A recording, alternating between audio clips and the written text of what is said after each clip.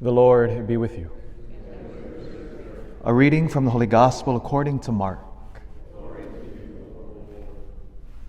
Jesus summoned the 12 and began to send them out 2 by 2 and gave them authority over unclean spirits.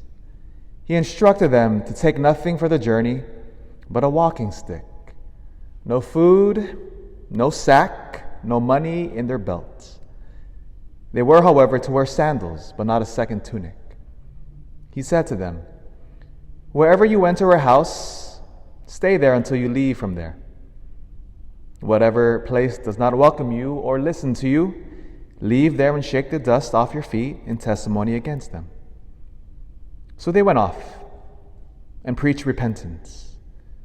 The 12 drove out many demons, and they anointed with oil many who were sick and cured them. The Gospel of the Lord.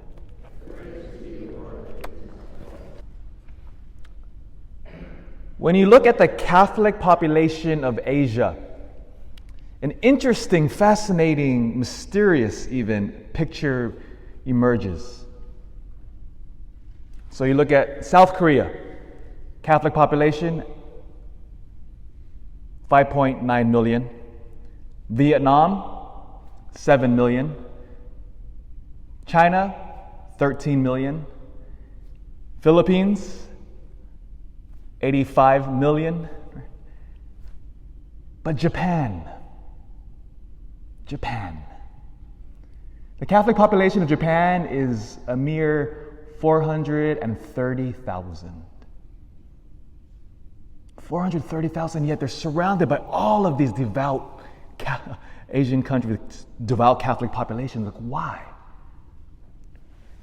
Even though when you look at the history of Catholicism in Japan, you would think it would be just millions of Catholics running around. Catholicism first arrived on that island in the mid-16th century. And when our first Catholic priests arrived, in fact, Catholicism exploded. Within a few years, we grew from nothing to 100,000.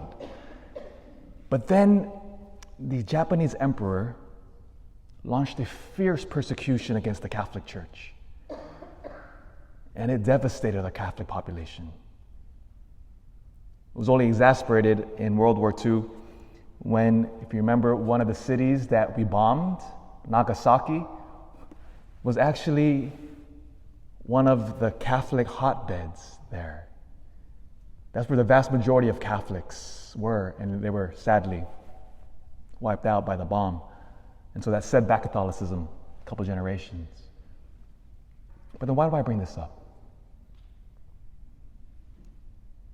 It's a great mystery why some countries, or even why some people, receive the gospel well. They hear Jesus Christ and all of a sudden their heart just boom, just explode with love, and they just change their lives.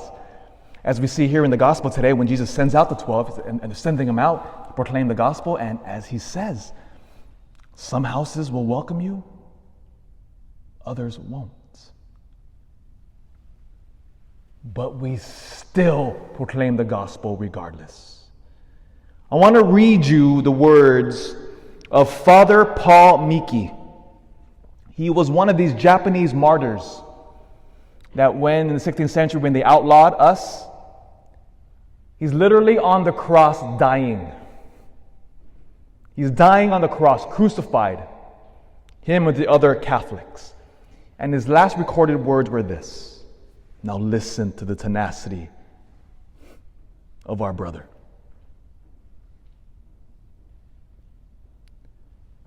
As I come to this supreme moment of my life, I am sure none of you would suppose I want to deceive you. And so I tell you plainly, there is no way to be saved except the Christian way. My religion teaches me to pardon my enemies and all who have offended me. I do gladly pardon the emperor and all who have sought my death. I beg them to seek baptism and be Christians themselves. There he is. tortured on that cross. And he says, I want all of you, even the emperor himself of Japan, to be like me.